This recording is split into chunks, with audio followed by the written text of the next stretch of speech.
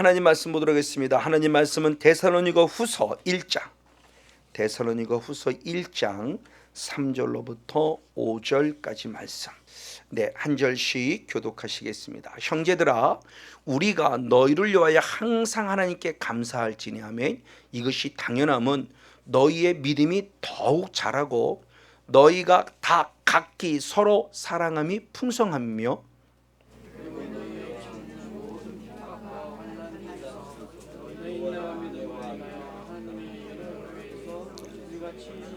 다 같이 있습니다. 이는 하나님의 공의로운 심판의 표요 너희로 하여금 하나님 나라에 합당한 자로 여기심을 얻게 하려 함이니 아멘.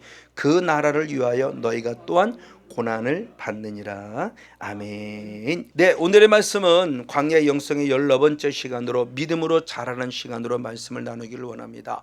지난주 맥주 감사주일 전주를 한번 생각해 보면은 믿음으로 믿음에 이르러야 될 로마서 1장 17절의 모습을 보면서 시작도 믿음이고 마지막도 믿음이다.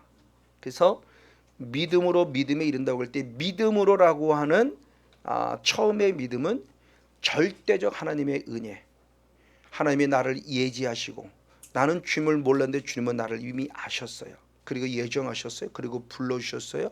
그리고 집사님의 기도를 의롭게 해주셨어요. 그 절대적 은혜죠. 그럼 그 은혜 받음으로 끝나냐? 아니다. 그런 믿음으로 믿음에 이르는 신앙이 돼야 돼요. 그 신앙은 이제 믿음을 지키는 신앙이죠. 그런데 그 믿음을 지키는 신앙 속의 핵심적인 부분의 모습이 뭐냐?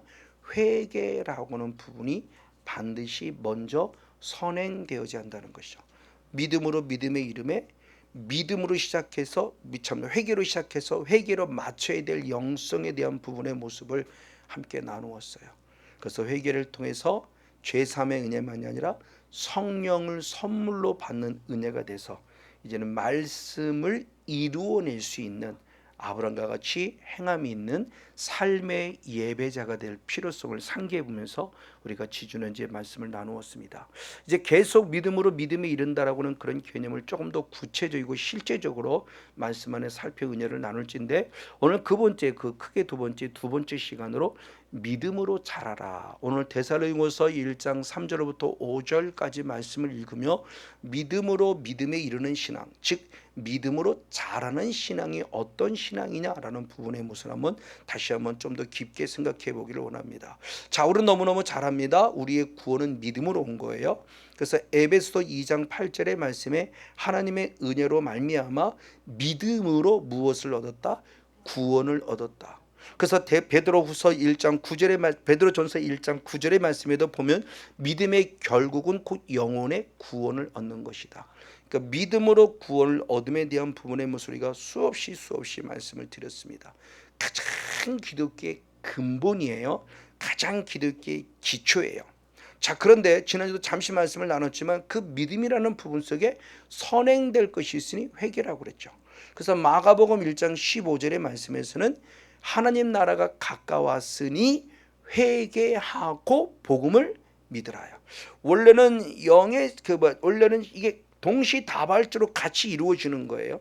믿습니다는 게 믿음만 있는 것이 아니라 그 믿음이 되려면 내가 누구임을 발견돼야 되기 때문에 죄인임이 발견되어 예수를 믿게 되는 통로가 되기 때문에 회개란 사실이 먼저 이루어지고 있다는 것을 영적 순서로 그나마 성경이 좀 알려주고 있는 거죠. 그런데 그 믿음이라는 모습이 그 회개라는 모습이 시작만이 아니라 믿음도 끝까지 믿음을 지켜야 되듯이 회개도 마지막까지 회개가 있다는 거죠. 그래서 고린도후서 7장 10절의 말씀에 보면 하나님의 뜻대로 하는 근심 그랬어요.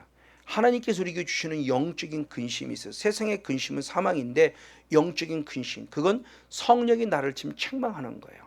요한복음 16장 7절 8절 말씀에 내게 오실 보혜사 성령님이 하시는 일 가운데 가장 먼저 하시는 뭐냐? 내 죄에 대해서 책망하세요. 이게 하나님의 뜻대로는 근심이에요. 그래서 내가 죄인임을 내가 죄인이었구나. 정말 죄인이었네. 이게 발견이 되면 가만히 있을 수 없어요.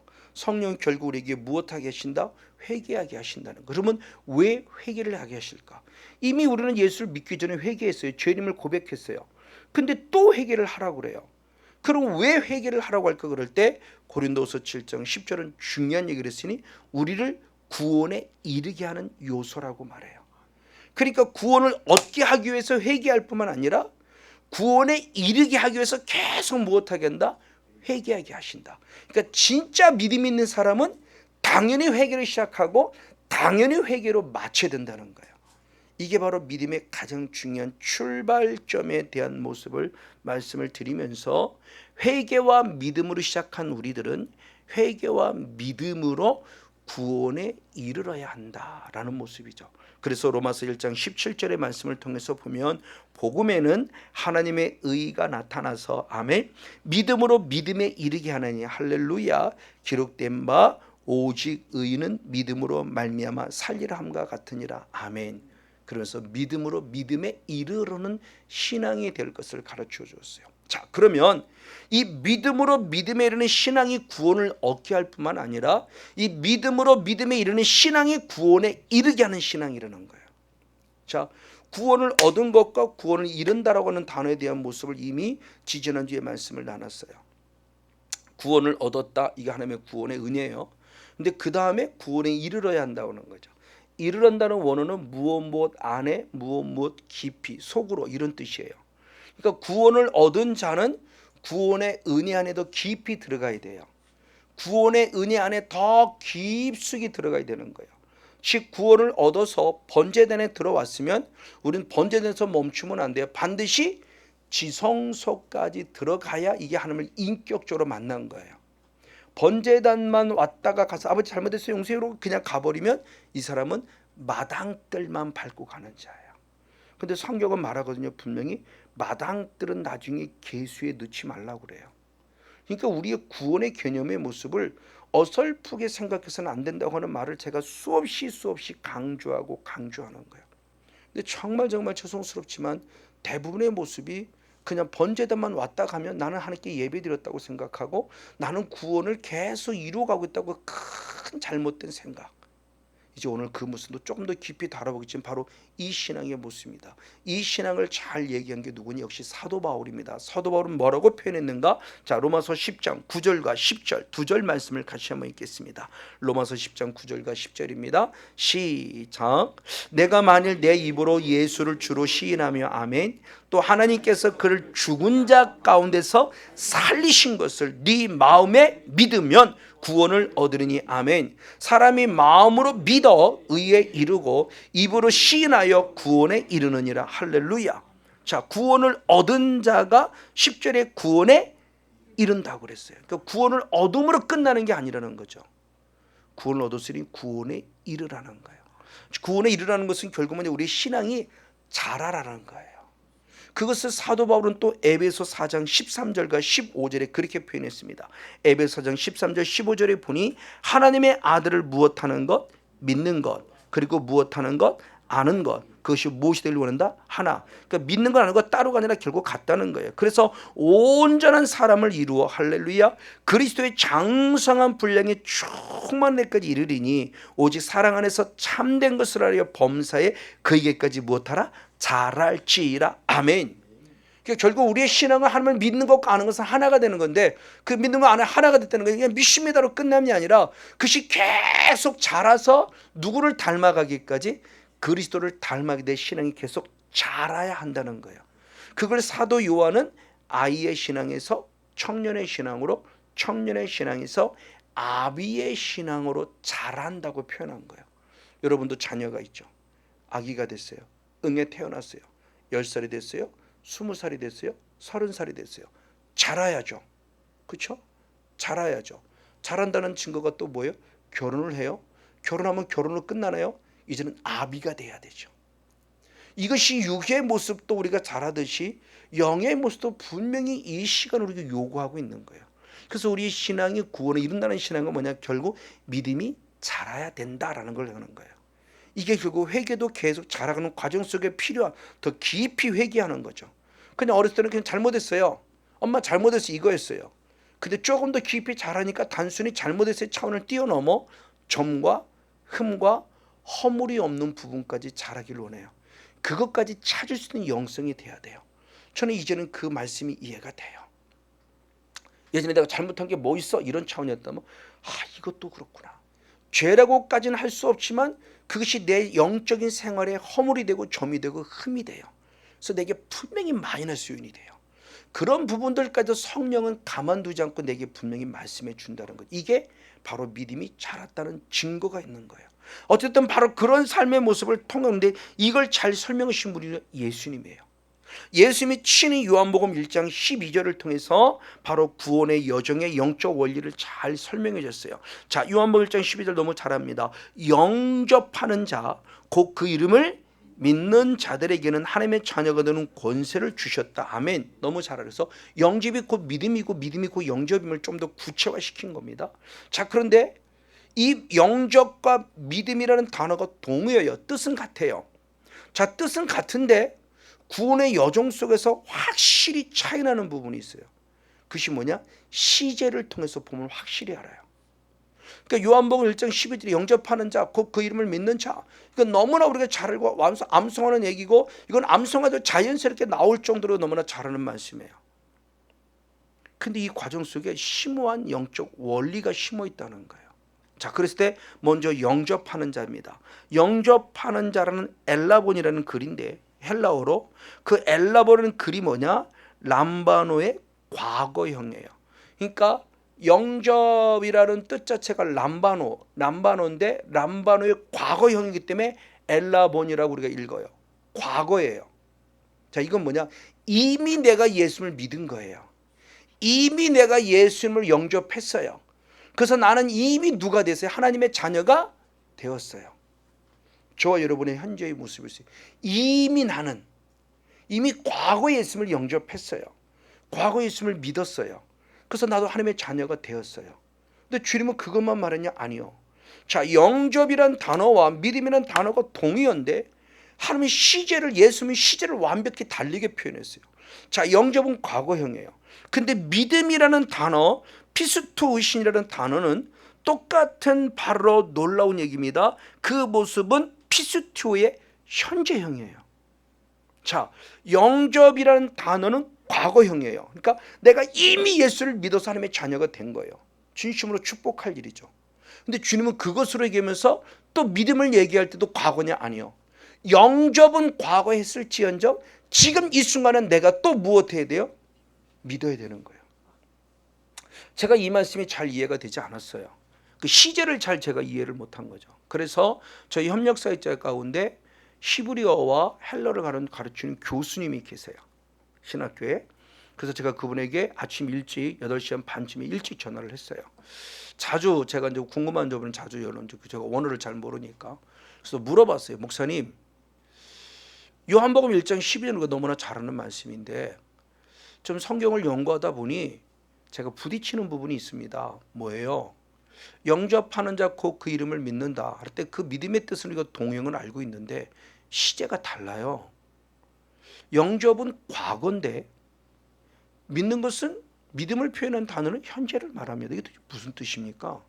숫제 과거에 믿었기 때문에 과거에 그 영접했기 때문에 과거의 믿음으로 구원 하나님의 자녀가 되었다 얘기하면 내가 이해가 되는데 왜 과거에 믿었는데 오늘 지금 자녀를 또 현재를 하면서 지금 또 믿어야 된다고 말하면서 이게 하나님의 자녀가 되었다고 말합니까? 라고 했을 때 제가 쉽게 이해가 안 됩니다. 그랬더니 참 좋은 질문이죠. 그러니까 원어를 연구하는 사람들로서 가장 많이 부딪히는 부분이고 많이 고민하는 부분이라는 거예요. 근데 목사님은 드디어 그걸 봐서 감사하다는 거예요. 그래서 그게 그래서 뭐라고 표현했냐? 구원의 완성의 과정입니다. 라고 알겠습니다. 그랬어요. 왜? 제가 구원은 구원으로 끝남이 아니라 구원을 얻은 자는 구원에 이르는 것을 늘 강조하는 자이기 때문에 하고 탁 캐치가 된 거예요. 결국 뭐냐? 자, 우리의 믿음은 이미 어제 믿어서 구원 얻었어요. 그럼 어제 믿은 믿음으로 구원 얻었다고 끝나면 안 되는 거예요. 오늘 믿어 그 믿음이 계속 유지가 되고 지켜가야 되는 걸 얘기하는 거예요. 이게 구원의 완성 속에 필요한 모습이야. 이거였구나. 요한복음 1장 12절에 이 말씀이 확실하게 우리에게 비추어주고 있었고, 그래서 예수님이 친히 말씀할 때 영접은 과거로 말했지만 똑같은 동의한 믿음을 그때는 현재형으로 말한 거구나라는 게 이제는 확실히 와닿은 거예요. 결국은 뭐냐? 어제 예수를 영접하여 구원을 믿었어도 구원을 얻었어도 오늘 이 순간에 계속해서 예수를 믿는 믿음의 연속성을 말하는 것으로 이것이 바로 구원에 이르도록 자라가는 영성의 필요성을 강조하는 말이었어요. 영어로 말하면 현재 진행형이에요. 지금도 계속 진행되어 가야 돼요. 그러니까 어제 믿었다로 끝나는 게 아니에요. 기도도 마찬가지죠. 어제 기도했다로 끝나는 게 아니잖아요. 오늘 기도해야 되잖아요. 그래서 기도 외에는 이론주가 나갈 수 없다는 말씀이 바로 그 뜻이죠. 제자를 어제까지 기도했어요. 그래서 어제 귀신 쫓아냈어요. 근데 오늘은 귀신을 못 쫓아내요. 그러니까 제들이 묻죠. 왜 우리는 안 됩니까? 그랬더니 주님이 기도 외에는, 그 얘기는 뭐냐? 어제 기도한 것과 같은데 안 돼. 오늘의 사역은 오늘 기도해야 되라는 거죠. 어제 예배 드린 거로 안 돼요. 어제 예배는 어제로 끝나는 거고 오늘 예배는 오늘로서 오늘의 필요한 부분의 모습이에요. 이거구나. 그렇죠, 맞아요. 그래서 예수님이 말씀할 때도 믿음도 과거만을 말한 것이 아니라 현재형을 말하고 있는 거죠. 그 대표적인 말씀이 요한복음 3장 16절입니다. 하나님이 세상을 이처럼 사랑하사 독생자를 주시니 이는 저를 무엇하는 자마다 믿는 자마다 멸망치 않고 영생을 얻게 하시라. 아멘. 이 믿는 자가 할 때 역시 현재형이에요. 그러니까 어제 믿었다로 끝남이 아니라, 그래서 요한복음 1장에서는 어제 믿음과 오늘의 믿음을 얘기했고 요한복음 3장 10절 너무 잘하는 믿음인데 그 믿음은 어제 믿음이 아니라 오늘의 믿음을 얘기하는 거예요. 지금 믿어야 된다는 거죠. 그러니까 어제 믿음으로 끝나는 게 아니에요. 지금 믿음이 필요한 거구나. 지금 이 순간에 현재, 지금 이 순간, 현재 이 순간에 내가 예수님을 향한 믿음이 확실히 필요한 거구나 얘기를 하고 있는 거예요. 이 말씀을 힘입어서 바울도 똑같은 얘기를 하는 거예요. 자, 조금 전에 읽었던 로마서 바로 10장 9절 10절의 말씀인데, 내가 만일 내 입으로 예수를 주로 시인하며 또 하나님께서 그를 죽은 자 가운데 살리신 것을 네 마음에 무엇하면 믿으면 구원을 얻는다. 이 믿으면이 피스투세수가 피스투의 과거형이에요. 그러니까 과거에 예수를 믿음으로 내가 구원을 얻은 거예요. 그럼 과거의 믿음은 구원은 끝나냐? 아니요. 사람이 마음으로 무엇하여? 믿어. 또 믿어야죠. 이 믿는 게 피스투의 타이가 피스투의 현재형이에요. 그러니까 구원을 얻은 것은 어제 일이에요. 구원을 얻은 것은 과거의 일이에요. 그러면 이제 구원을 얻었다로 끝나지 않고 구원에 이르기 위해서 오늘 지금 이 순간 내가 무엇해야 돼요? 믿어야 돼요. 이게 현재형이에요. 이게 현재형이 구원에 이르도록 나를 자라게 하는 영성임을 지금 말해주고 있는 거죠. 그래서 원어를 공부함에 있어서 이런 부분들이 깨달아지니까 너무너무 이게 영적 비밀이구나. 그렇지 않고 그냥 예수를 믿으세요. 믿었어요. 구원을 얻었어요. 근데 구원에 이르도록 잘하세요. 뭐 어떻게 하는 거야? 이걸 잘 몰라요. 지금 현재형이구나. 지금 내가 믿어야 되는구나. 그렇죠? 어제 믿었어요. 오늘 내가 죽어요. 근데 죽는 그 순간에 내가 지금 예수를 무엇해야 돼요? 시인하고 인정하고 믿어야 돼요. 이게 구원에 이르도록 자라가는 영성에 대한 부분을 얘기하는 거. 어제 잘 믿은 걸 얘기하는 게 아니에요. 그래서 저희 학교를 만드신 홍대실 권사님에 관한 이야기를 많이 하죠. 그분의 비문입니다. 잘 와서 잘 하고 잘 갔다예요. 마지막 가는 순간까지 잘했어요. 잘 와서 잘 하고 갔다가 아니라 잘 하고 있는 분뿐 아니라 마지막 가는 순간까지도 철저히 예수를 믿는 믿음. 이제는 이 말씀이 그래 맞아. 그래서 부족하지만 이 주의 중에서 깨닫는 모습이 믿음을 지키고 내가 지금 이 순간에 믿음이 필요하다는 게 뭔가를 이제는 알아가고 있는 거예요. 그럼 이 믿음이 저에게만 아니라 여러분들에게도, 그렇죠? 여러분들에게도 이게 지속적이고 계속적으로 연속성을 갖는 믿음, 영어로 말한다면 현재 진행형의 믿음을 가질 것에 대한 부분의 모습을 말씀하고 있다는 거죠. 맞아요. 이로 말미암아 우리의 믿음은 과거에 믿은 것으로 끝나는 것이 아니라 지금 현재도 계속 믿어야 함을 강조합니다. 자, 이 축복의 모습의 선전자가 누구냐? 오늘 본문을 읽은 데살로니가 교회예요. 그래서 데살로니가 교회 데살로니가 전서 1장 3절에 보면은 데살로니가는 믿음의 역사와 사랑의 수고와 바로 소망의 인내를 가진 믿음을 축복합니다. 그래서 2장 3절에 믿음의 역사와 사랑의 수고와 소망의 인내를 우리 하나님 앞에 쉬잡고 내가 기억한다고 말하며 사도 바울이 데살로니가를 몹시 축복하고 사랑하고 있음을 얘기해요. 자, 그런데 사도 바울은 데살로니가 전서에서는 그냥 믿음의 역사라고 표현했는데 데살로니가 후서 1장 3절에 들어와서는 전혀 다른 표현을 또 씁니다. 자, 어떤 표현을 쓰느냐? 우리 한 번만 더 데살로니가후서 1장 3절 한 절 말씀을 같이 한번 읽겠습니다. 시작. 형제들아, 우리가 너희를 위해 항상 하나님께 감사할지니. 아멘. 이것이 당연함은 너희 믿음이 더욱 자라고 너희가 다 각기 서로 사랑함이 풍성함이며. 아멘. 자, 데살로니가전서에서 데살로니가 교회의 믿음을 봤어요. 그게 사랑의 수고와 소망의 인내 가운데 믿음을 지켜가는 모습을 보면서 축복해요. 내가 너를 기억하고 쉬지 않고 감사하고 있다. 근데 데살로니가 후서 들어서 더 감사하다는 거예요. 그게 당연하다는 거예요.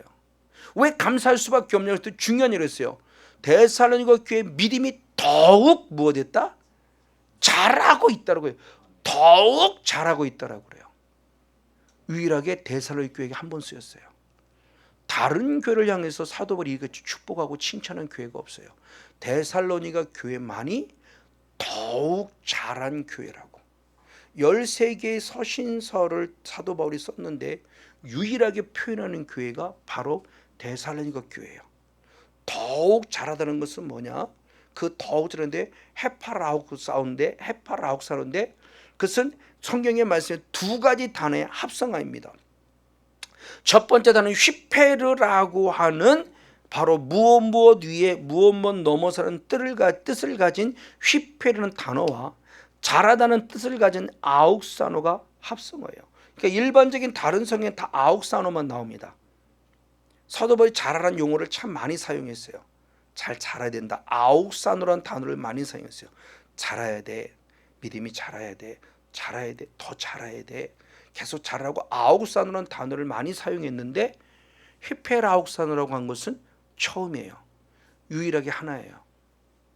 데살로니가 교회를 향해서. 이건 더욱 자랐다는가? 무엇 위에 계속 자라가고 있는 거예요.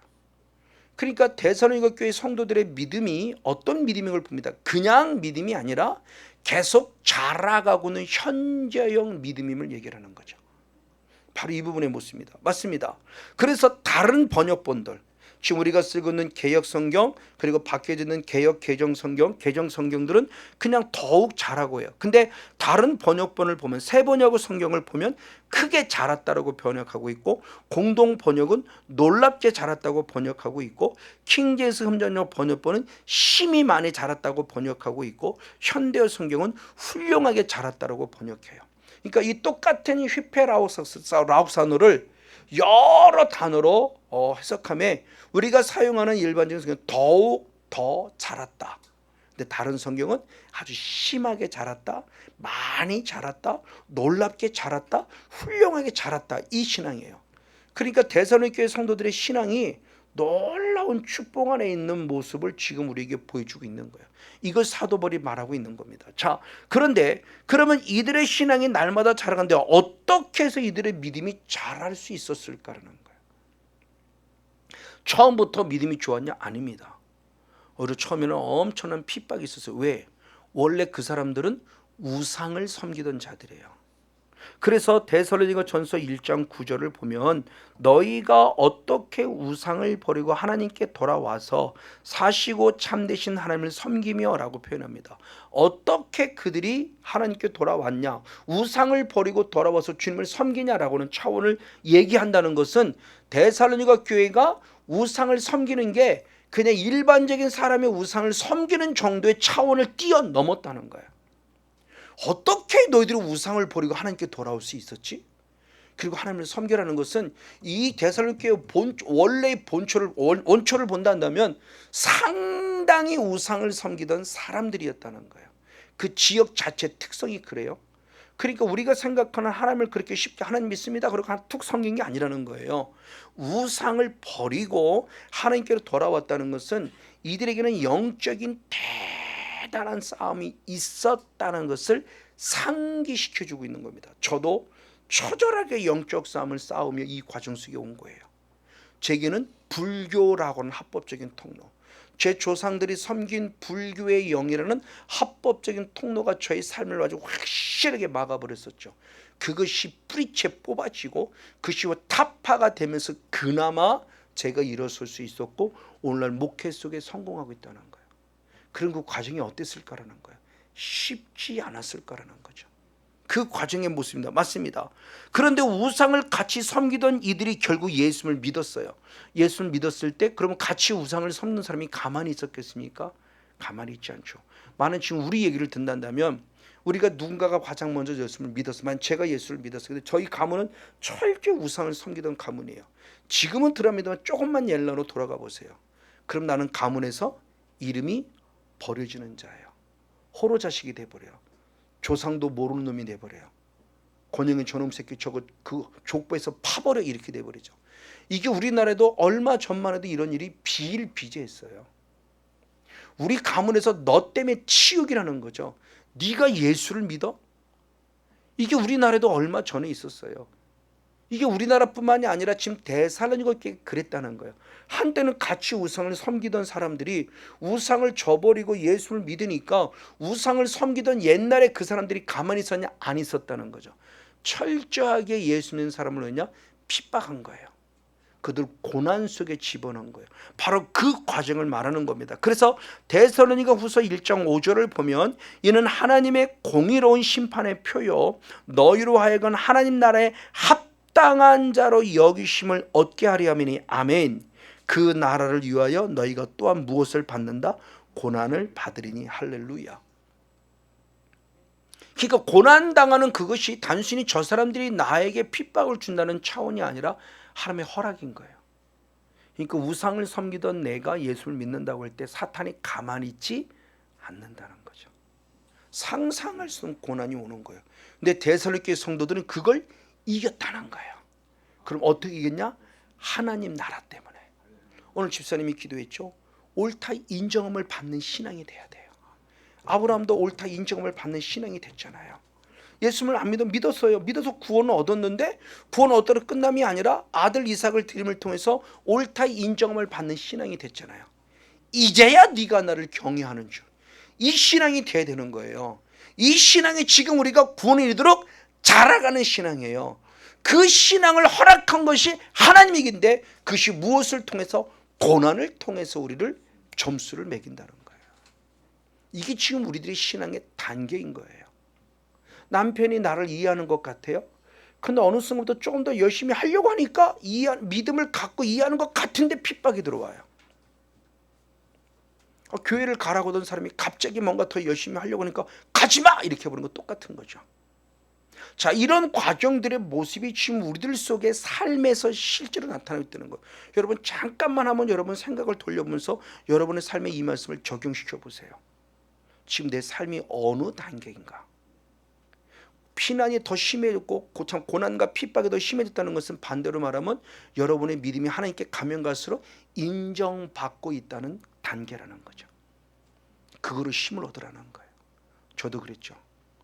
군포에서 가면서 16명이 떨어지며 더 힘들었을 때 군포에서 안양 가서 그 바닥을 닦으면서 눈물을 흘렸을 때 그때 하나님이 주신 음성은 뭐냐? 마태복음 4장 3절이었어요. 우리는 예수님이 마귀에게 시험 받은 걸 알아요. 근데 마귀한테 시험할 때 뭐를 하냐? 지식으로 하는 신앙은 뭐냐? 돌 갖고 떡 만들어 먹어. 이 내용은 알아요. 틀린 내용 아니에요. 근데 저는 그 모습보다 앞서 있는 말씀이 은혜가 됐어요. 마귀가 왜 예수님을 시험했냐? 떡 만들어 먹는 핵심이 아니야. 너 하나님의 아들이잖아. 그러니까 떡 만들어 먹어요. 하나님의 아들이기 때문에 시험한 거예요. 제게 그 말씀이 은혜가 됐어요. 사탄이 나를 건넨다는 것은 내 신앙이 얇은 신앙이고 깊이가 없는 신앙이고 그냥 그렇게 쓰면 건들 이유가 없다는 거죠. 하나님의 아들이기 때문에 건들고 있는 거구나. 그 힘을 얻었어요. 할렐루야. 와! 너도 나를 하나님의 아들로 인정하고 있구나. 그때부터 더 용기를 얻고 오늘까지 올 수 있었으면 제가 고난눈이 바뀌는 계기가 된 거예요. 사탄이 나를 건넨다는 것은 그만큼 나를 사탄도 하나님의 자녀로 인정하고 있다는 거구나. 맞아요. 이 과정 속에 있는 그 모습을 지금 말하고 있는 겁니다. 자, 예를 들어서 지금 이제 바울의 일을 한번 들어보겠습니다. 바울이 되기 전에 사울의 영성이었을 때 사울은 차세대를 책임질 만한 리더 자리에 위치에 서 있는 사람이었어요. 빌립보서 3장 4절 5절의 말씀에 보면 나도 육체를 신뢰할 만하니 내가 8일 만에 할례를 받았고 이스라엘 족속 중에 족속이고 베냐민 지파 중에 지파이고 시브린 중에 시브린이고 율법으로는 누구다? 바리새인이다. 그러니까 육체로 완벽한 하나님의 사람이라는 거예요. 사울이었을 때. 나는 8일 만에 할례를 받기 시작하면서 정말 시브린 중에 시브린이고, 그렇죠? 그리고 바리새인 중에 바리새인이고, 그러니까 육체적으로 따진다면 전혀 부족함이 없는 완벽한 하나님의 사람이었다는 거예요.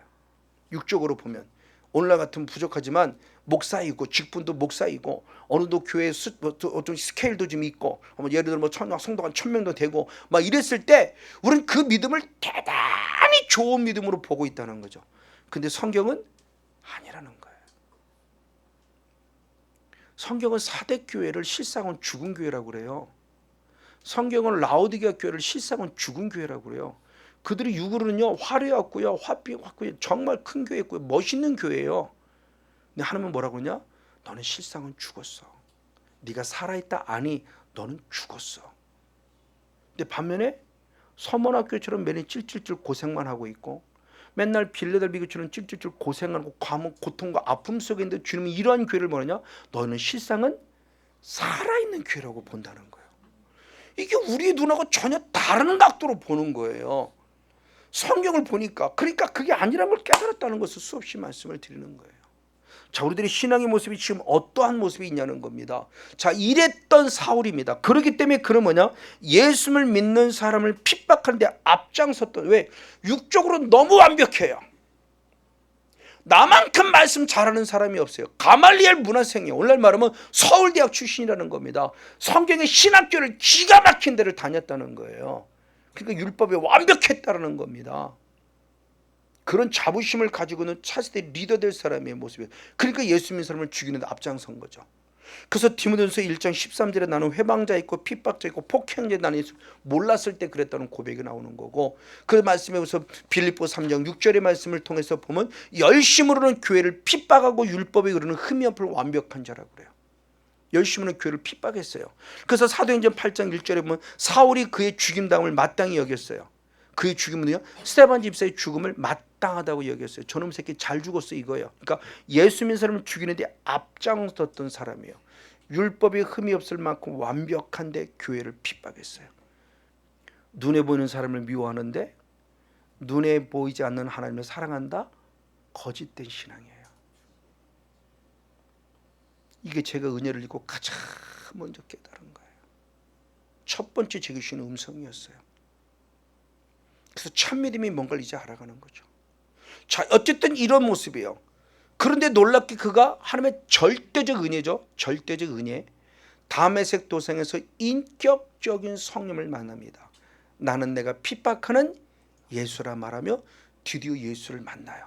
예수를 인격적으로 만나고 나서 180도 달라집니다. 완전히 달라지는 거. 어제의 사울이 아니에요. 이제 오늘의 바울로 바뀐 거예요. 그러니까 정말 우리들이 예수님이 내 안에 계시고 정말 그 예수님을 내가 믿으면 달라져야 돼요. 예수를 믿으면서 어제하고 똑같으면서 예수 믿는다? 가짜예요. 다시 말하면 내 안에 아직도 악한 영이 남아서 나를 계속 그 상태에 머물러 두게 만드는 사단의 역사라는 거예요. 달라져야 돼요. 부족하시면 성건영 목사가 달라진 것처럼 여러분 달라져야 돼요. 어제의 성건영 목사와 오늘의 성건영 목사가 달라져야 돼요. 달라진 것은 생각이 달라지고요, 언어가 달라지고요, 당연히 삶이 달라지는 거야. 그러니까 주님이 옛사람을 버리라는 거야. 이제 그 모습도 계속 이제 앞으로 더 우리가 좀 구체적으로 말씀 깊이 있게 달아갈 겁니다.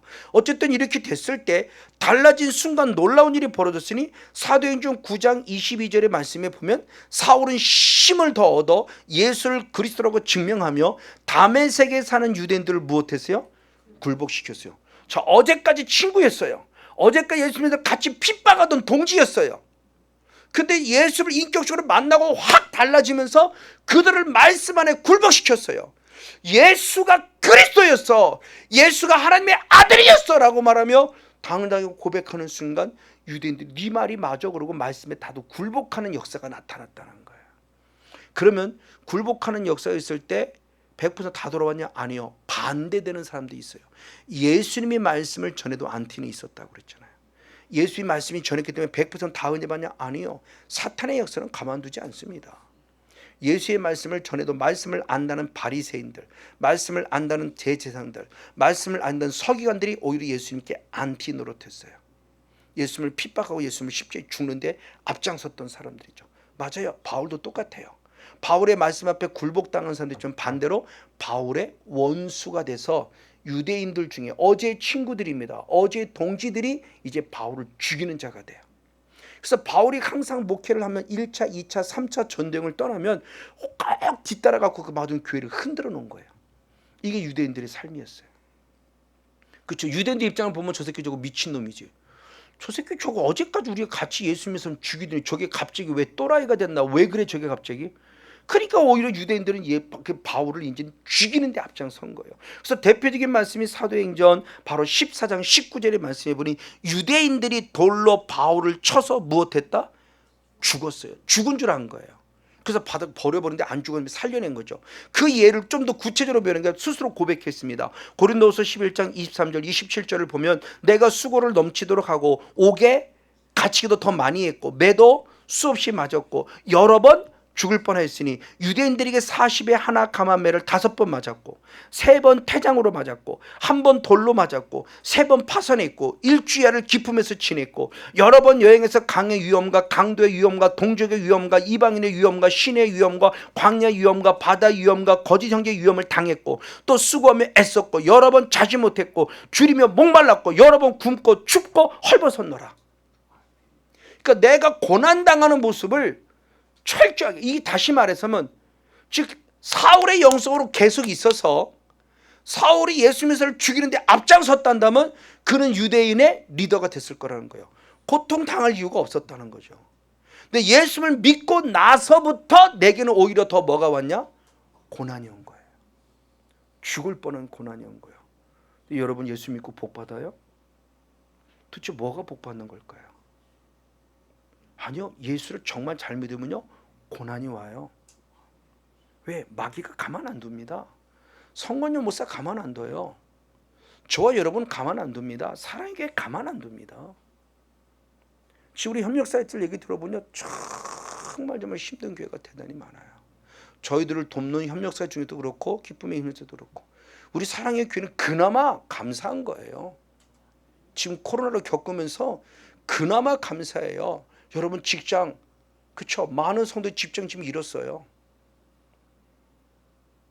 근데 그래도 그나마 이런 직장 잃은 분 없잖아요. 정말 감사해요. 예배 인원 뚝 떨어졌습니다. 등단속 배부르고 이제 교회 자체 나오는 생각 자체를 안 해요. 어느 됐어요. 집사람마다 그러면 어느 사모님 처음 왔어요. 목사님이 오히려 성도는 예배 드리는데 목사님이 예배 안 드립니다 그러더래요. 이게 오늘의 시대예요. 이게 보통 문제가 아닙니다. 그분은 협력사자는 물론 아니지만 이게 오늘 목사님이 예배를 안 드리자고 그래요. 이게 참 보통 심각한 문제가 아니에요. 구원 얻었어요?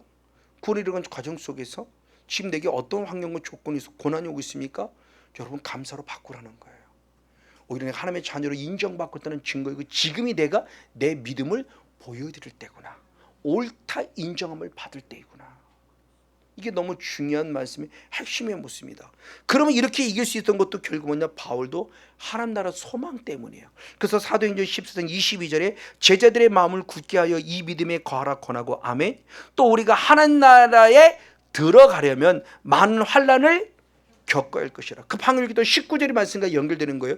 돌로 쳐서 죽여서 내보냈어요. 근데 하나님의 은혜로 살려낸 거예요. 그래서 깨달은 겁니다. 아, 하나님 나라 들어가려면 쉽게 들어가는 게 아니구나. 하나님 나라 들어가려면 어떻게 해야 되는구나? 더 많은 환난을 겪게 된 것을 알고 제자를 불러놓고 얘기하는 거예요. 하나님 나라 들어가려면 더 많은 환난을 겪게 되니까 믿음에 담대해야 돼 라고 지금 권면하는 내용이 방금 읽은 14장 22절의 내용입니다. 그러니까 바울도 결국 하나님 나라 이루는 구원에 이르는 과정 속의 고난을 하나님 나라 소망으로 이겼음에 대한 부분의 모습을 말씀해 주고 있는 겁니다. 맞습니다. 결국 고난을 통해서 믿음이 자랐다는 거예요. 고난이 없으면, 역으로 말하면 고난이 없으면 믿음이 자랄 기회가 없었다는 거예요. 왜? 등 따쓰고 배부르니까. 이 정도면 됐죠 뭐. 주일날 하는 간신 하는데 주일날 나왔잖아요. 바쁜데도 내가 나왔는데 대단한 것처럼 착각해요. 내가 나와 준 거예요. 하나님 앞에. 하나님 앞에 내가 나와 준 거예요. 아니요, 하나님이 불러서 나온 거예요. 내가 나온 거 아니에요. 근데 우리 신이 어느 순간 이게 그렇게 되면요, 이게 그렇게 된다고요. 내가 나와 준 거예요. 하나님, 나 오늘 나왔어요. 나 보세요. 왔다 갑니다. 눈도장 찍고. 그걸 나는 예배를 드린 거로 착각해요. 등 따쓰고 배부를 때가 단순히 하나님만이 주시는 축복의 기회로 보지 마세요. 사탄의 미혹의 기회일 수 있어요. 영혼을 열어서 봐야 돼요. 그건 고난이 아니요. 고난이 오히려 내가 하나님 앞에 사랑받고 있다는 증거이고, 아직도 내가 사랑받는 채찍의 모습으로 그래도 아직 내가 하나님의, 사탄이 지금 나를 하나님의 자녀로 인정하고 있다는 증거구나 라는 것을 감사로 바꿔보라는 겁니다. 그래서 믿음이 자라는 기회로 만들어 가라는 거죠. 바로 신앙 안의 교훈을 보고 데살로니가 교회를 보고 지금 사도 바울을 보고 모두 보십시오. 고난을 통해서 믿음이 자랄 수 있는 기회로 만들었다는 것을 말하는 겁니다. 맞습니다. 그러나 내 힘으로 고난을 이겼냐? 아니요. 데살로니가 교회를 봅니다. 그럼 어떻게 바울이 이겼냐? 성령과 능력을 받은 이후 이긴 거예요. 그래서 데살로전서 1장 5절을 보면 우리 복음이 말로만 너에게 이른 것이 아니라 오직 능력과 성령과 큰 확신으로 된 것이니 아멘. 우리가 너희 가운데서 너희를 위하여 어떠한 사람이 된 것을 너희가 무엇한다? 아는 바다. 그러니까 데살로니가 교회가 결국 바울을 알아요. 바울의 어제를 알고 오늘을 아는 거예요. 근데 어제와 오늘이 달라지는 모습을 보는 것은 결국 바울에게 누가 임했다는 거예요. 성령과 능력이 임한 큰 확신 가운데 지금 복음을 전하는 그 바울을 보고 안다는 거예요. 여러분도 그래요. 어제의 목사님이 아니고 오늘의 새로워진 목사님? 어제의 목사님이 아니네. 과거의 목사님이 아니네. 오늘 새로워진 현재 새로운 목사를 보는 거죠. 지금 그겁니다. 지금 사도 바울의 모습이 지금 우리들에게 얘기하고 저럴 때 바로 그 모습을 보는 거예요. 데살로니가 교회가 바울의 그 모습을 본 거예요. 그럼 바울의 어떤 모습이었냐는 겁니다. 그것이 고린도서서 11장 1절을 보면 내가 그리스도를 본받은 자 된 것 같이 너희는 나를 본받은 자 되라는 삶을 본 겁니다. 사도 바울의 삶이에요. 그래서 어르신들이 얘기할 때 진정한 설교는 목사의 삶이 설교라고 그래요. 강단 앞에 서서 기가 막히게 말장난 잘하는, 말을 잘하는 설교가, 말을 잘하는 어떤 강의를 잘하는 자가 되는 것이 아니라 목사의 진정한 설교는 삶이다. 사도 바울의 설교, 사도 바울은 설교를 정말 못하는 자예요. 말주변이 없어요. 사도 바울은 편지는 잘 쓰는 자예요. 편지는 하나님 마음을 기가 막히게 잘 쓰는 자인데 설교를 잘 못해요. 그러니까 고린도 교회도 그렇고 사도 바울을 우습게 여기는 거예요. 에이씨, 뭐 편지 쓸 때는 되게 무서운 줄 알고 정말 뭐 멋있는 목회인 줄 알고 훌륭한 목사인 줄 알았더니 막상 설교하는 거 보니까 엉망이구만. 못 알아듣겠다는 거죠, 바울의 설교를. 근데 그런 바울의 존재를 존경하고 두려워하는 것은 다른 게 아니라 예수를 본받는 자였다는 거예요. 이게 영성이에요. 이게 성령과 능력을 공급받은 자의 영성이에요. 제가 여러분들 앞에 그나마 본받을 만한 요소가 되는 것이 뭐일까요? 설교를 잘하나요? 제가 리더십이 있나요? 뭐가 있나요? 부족하지만 제가 예수님을 닮으려고 애써가는 삶을 보기 때문에 그나마 여러분들과 함께, 부족하지만 성원영 목사와 함께 신앙생활을 하려고 전진하지 않나요? 제가 여러분들 드러낼 게 뭐가 있을까요? 아무것도 없어요. 학위가 있나요? 박사학위가 있나요? 뭐가 있나요? 아무것도 없어요. 그러나 어떻게든 주님의 뜻대로 살려고 발버둥 치는 그 모습을 보기 때문에 영적 권위가 그나마 살아나는 거고 함께 신앙생활에 동참하는 것이 아닌가. 지금 사도 바울이 그 고백을 하는 겁니다. 자, 데살로니가 교회가 왜 믿음이 자랐냐? 사도 바울이 성령과 능력 안에서 예수님을 닮아가는 모습을 보네. 그러면서 바울이 말하기를 나를 본받으라고 그런 거예요. 그걸 데살로니가 교회가 본 거예요. 그걸 보고 데살로니가 교회가 결국 그래, 그럼 나도 바울처럼 성령을 받고 말씀 안에 살아가지라고 말하며 그의 신앙이 자란 모습을 보여주고 있으니 바로 데살로니가서 1장 6절의 말씀에 또 너희는 많은 환난 가운데 성령의 기쁨으로 뭐를 받았다? 말씀. 그러니까 성령 안에 있으니까 성령 안에 통치를 받는 가장 먼저 뭐를 듣기 시작하냐? 말씀. 그러니까 진짜 인격적인 성령이 임한 자는 내가 죄인임을 발견할 뿐만 아니라 가장 먼저 뭐를 들을 줄 알아요? 말씀. 이게 데살로니가 교회 신앙의 성장의 모습이에요. 성령의 기쁨으로 도를 받기 시작했어요. 말씀을 받기 시작했어요. 듣는다는 차원을 뛰어넘는 거룩한 신앙의 성숙도를 보는 겁니다. 이게 진짜 건강한 신앙이네요. 목사이고 장로이고 권사이기 때문에 아니요. 아무리 목사를 한다 할지라도 말씀 안에 들어도 예배 드릴 때 목사 안에 말씀이 없다, 장로님이 되는데 관절 말씀이 없다, 권사님이 되는데 말씀이 없다, 아니에요. 아웃이에요. 이제 첫 신앙인인데 이제 각 교회는 얼마 안 되는데 철저히 말씀에 귀를 기울이고 말씀을 받는다, 그분이 진짜라는 거예요. 신앙생활을 오래 했기 때문에 천국이 아니에요. 지금 영의 세계 속에 너무너무 중요한 아주 중요한 모습입니다. 아, 바울처럼 성령을 받아야 되는구나. 성령을 받고 말씀에 귀를 기울여야 되는구나. 말씀을 받는 자가 돼야 되는구나. 그리고 한 단계 더 나아가 베드로서 1장 4절의 말씀이 결국 무엇이냐? 참 베드로전서 다시 한번 데살로니가서 1장 6절의 말씀을 후반절을 보면 너희는 많은 환난 가운데 성령의 기쁨으로 도를 받았을 뿐만 아니라 중요합니다. 우리와 주를 무엇했다? 본받은 자가 되었다. 아멘. 신앙이 성장했던 이유는 말씀을 들으면서만 끝남이 아니라 주님을 닮아갔다. 왜? 바울을 본 거잖아요. 바울이 어떻게 했는지. 바울이 예수님을 본받고 나를 본받으라 했으니 데살로니가 교회는 바울을 본받으면서 보니까 그 본받는 게 결국 누구를 본받는 거예요? 예수. 환난 가운데서 예수님을 본받는, 맞습니다. 그 예수님을 본받았다는 것은 결국 뭐냐? 예수님의 형상이 회복됐다는 거예요. 그래서 베드로도 똑같은 얘기를 하니 베드로후서 1장 4절의 마지막 후반절의 말씀을 보면 세상에서 썩어질 것을 피하여 신의 성품에 참여하는 자가 되게 하였다. 이게 하나님이 우리를 택하신 목적이라는 거예요. 사도 바울도 똑같은 얘기를 해요. 우리가 이미 지금 믿음으로 믿음이 이른다는 모습에 예정에 관한 모습을 나눌 때 로마서 8장 29절도 보면 하나님이 미리 아신 자 예지하셨어요. 그래서 그들을 예정하셨는데 누가 되게 예정했냐? 아들의 형상을 본받게 하기 위하여. 그러면 단순히 구원 얻었다가 어떤 표현이라는 걸 하는 거죠. 자, 말로는 구원을 얻었다는 건데 구원 얻었다는 것은 결국 내가 누구를 닮아야 된다는 거예요. 예수. 이게 구원 얻는 거예요. 이게 구원에 이르도록 자라가는 영성이에요. 그러니까 어린아이 신앙에서 빨리 아비의 신앙으로 자라가라는 거예요. 그럼 부족하지만 성건영 목사 안에 누구의 형상이 회복돼야 돼요? 예수의 형상. 그럼 여러분들도 누구 형상? 예수님의 형상. 그럼 예수님의 형상 있는 사람이 싸우겠습니까? 예수님의 형상을 가진 부부가 싸우겠어요? 아니죠.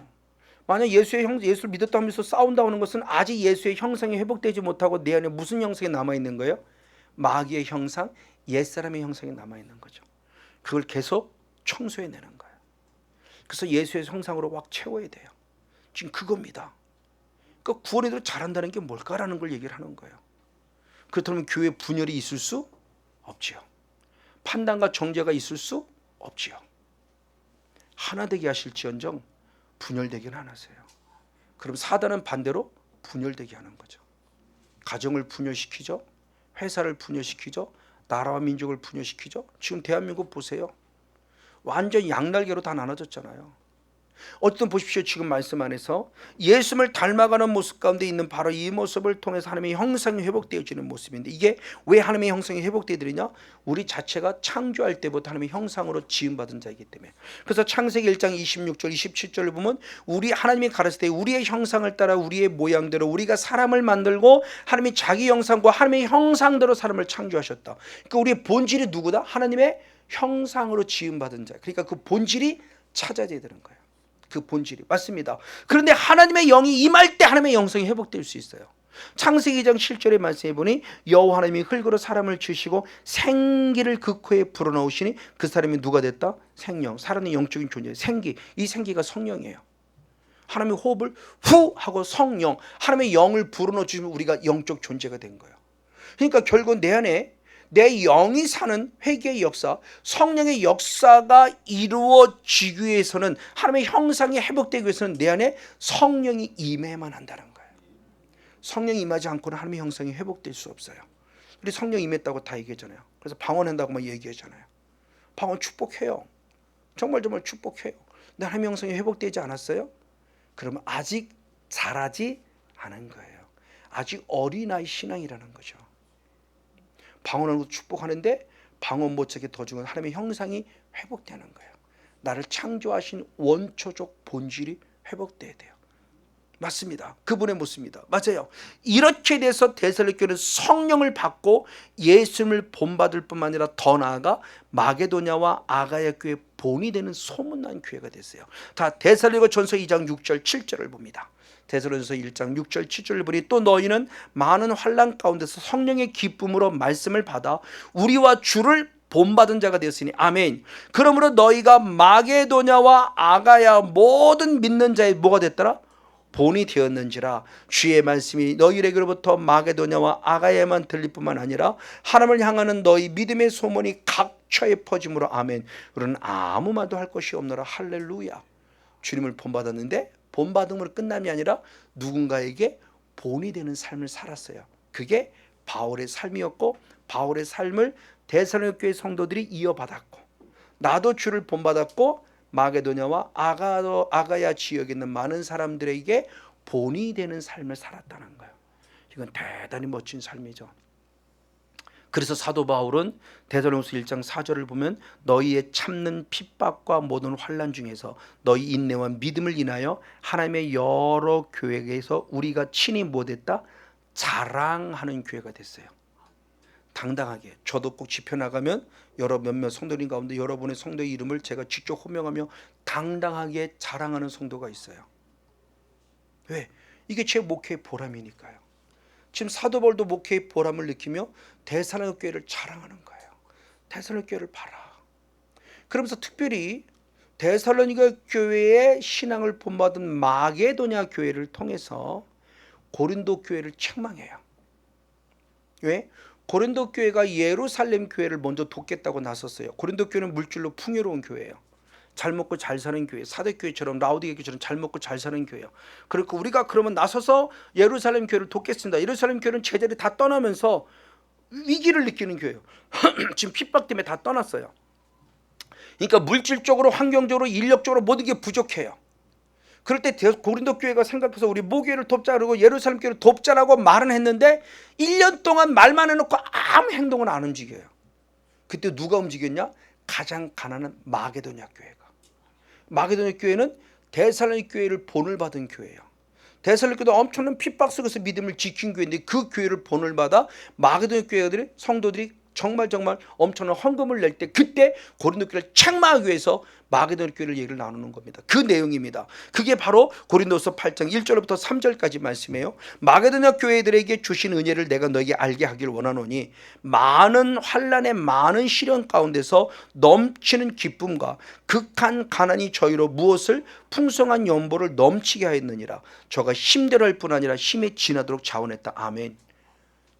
데살로니가 교회 못지않게 극한 가난 정말로 힘들고 어려운 교회가 마게도냐 교회인데 그들 교회는 데살로니가 고린도 부자 되는 고린도 교회보다 더 멋있게 기쁨으로 즐거움으로 감사함으로 힘에 지나도록 자원하여 드려진 교회를 지금 얘기를 하며 고린도 교회를 책망하는 거예요.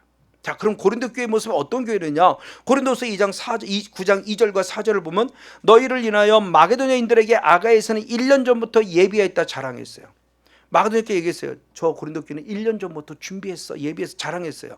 그래서 너희 열심히 퍽 많은 사람에 격동시켰어요. 근데 4절을 보니까 혹 마게도냐인들이 나와 함께 가서 너희의 무엇하지 않은 것 준비치 아니하는 것을 보면 너희는 고사하고 우리가 이 믿던 것에 부끄러움을 할 것 두려웠다. 그러면서 그들 지금 책망하는 거예요. 한다고 해놓고 안 하고 있고 막상 하지 못할 마게도냐 교회를 하고 있다는 거예요. 그 믿음이 어디서 왔냐? 데살로니가 교회를 통해서 본받은 거예요. 그게 주님을 본받은 거고 그 영향력을 마게도냐 교회에게 영향을 끼쳤고 그래서 결국 피차가 살아난 거예요. 이 말씀이 결국 이게 무엇이냐? 하나님의 나라 시작은 지극히 작은 겨자씨만한 작은 씨로 시작해요. 근데 나중에는 엄청난 커서 많은 세대를 깃들일 만큼 자라는 교회가 됐다는 거죠. 그 교회가 데살로니가 교회라는 거예요.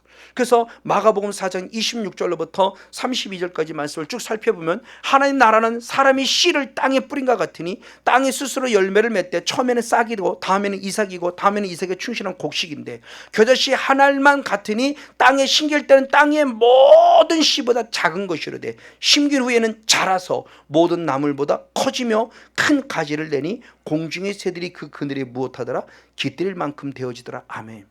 저는 부족한 사랑교회가 그런 교회라고 믿어요.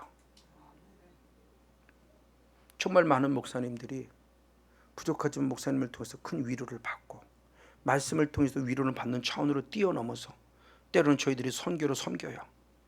최선을 다해 섬겨요. 교회로서 감당할 수 없을 더 쉽지 않은 부분의 모습까지. 이번에 여러분 주신 그 맥주 감사원금으로 많은 목사님들을 조금씩은 도왔어요. 그래서 우리 교회에서 이런 마음을 가지고 이렇게 돕는 겁니다 그랬을 때 정말 목사님 너무너무 고맙고 감사하고 많이들 받았어요. 다 받고 다 감사하다고 인사가 왔었고요. 맞아요. 이 교회가 누구냐? 마게도냐 교회요? 사랑의 교회요. 그러면 육적인 형편으로 할 만하냐? 아니요. 육적인 형편은 안 돼요. 마게도냐하고 똑같아요. 근데 해요. 그래서 마른 교회를 살려요. 이게 지극히 자그만 겨자씨만한 작은 하나의 씨예요. 근데 그것이 자라고 나서는 엄청난 많은 사람이 깃들이 오는 것처럼 사랑의 교회도 정말 많은 사람이 코로나만 아니라면 빨리빨리 오고 싶은데 그러니까 성회를 해야 되는데 그래서 지금 기도 중이에요. 온라인이라도 해야 될 것인가 우리도 어떻게 될 것인가 말씀을 듣고 싶어하는 분들도 있고 어떻게 될 것인가 고민하고 기도하고 있는 부분입니다. 맞아요. 이게 진짜 믿음에 이르도록 구원으로 자라는 영성이에요. 이 사람들이 뭐냐? 나도 살고 남도 살리는 실과요 약재료가 된 것을 말합니다. 그래서 에스겔 47장의 말씀에 보면은 일천척에서 무릎을 적시고 발목을 적시고 무릎을 적시고 허를 적시고 창일하게 적신 자들이 어떻게 되냐? 자기만 소생한 것이라 남도 살리고 있다는 거죠. 대표적으로 에스겔 47장 12절 한 절 말씀을 같이 한번 있습니다. 에스겔 47장 12절 말씀 같이 한번 사람 읽겠습니다. 자, 우리 강좌우가에는부터 한번 보면서 이번 밑에 있는 거 우리 설교 원문 있는 걸 한번 읽겠습니다. 시작. 강 좌우가에는 각종 먹을 실과나무가 자라서 그 잎이 시들지 아니하며 실과가 끊치지 아니하고 달마다 새 실과를 맺으리니 아멘. 그 실과는 먹을 만하고 그 실과는 그 잎사귀는 약재료가 되리라. 아멘. 그러니까 실과를 열매 맺은 나도 풍성해지고 살았지만 나를 먹는 자들을 통해서 나를 통해서 그들도 어떻게 살아나고 있다는 거죠. 이게 데살로니가 교회요. 이게 구원에 이르도록 믿음이 자라는 교회예요. 이것이 사랑의 교회인 줄 믿습니다. 맞습니다. 그래서 다시 한번 마지막에 데살로니가 교회는 결국 믿음이 더욱더 자라는 대표적인 교회를 보낸 겁니다. 보여주고 있습니다. 그러므로 이제는 어제의 믿음으로 끝나지 말고 오늘 새롭게 신선한 성령을 공급받고 날마다 믿음이 자라고 있음을 삶을 통해 확증해가는 그런 거룩한 믿음의 주인공 우리 모두가 되기를 간절히 축복합니다. 아멘. 우리 시편 마지막 90편 10절 한 절 말씀 읽으면서 마무리 짓겠습니다. 시작. 그러나 주께서 내 뿔을 들쇠의 뿔같이 높이셨으며 아멘. 내게 신선한 기름으로 부으셨나이다. 할렐루야. 그러니까 어제의 기름으로 끝나면 오늘 새롭게 신선한 기름 부음을 받아야 돼요. 날마다 성령 받아서 멋지게 데살로니가 교회처럼 믿음 안에 굳건하게 자라가는 사랑교회를 만드는 저와 여러분 우리 모두가 되어지기를 주님으로 다시 한번 간절히 축복하고 축원을 드립니다.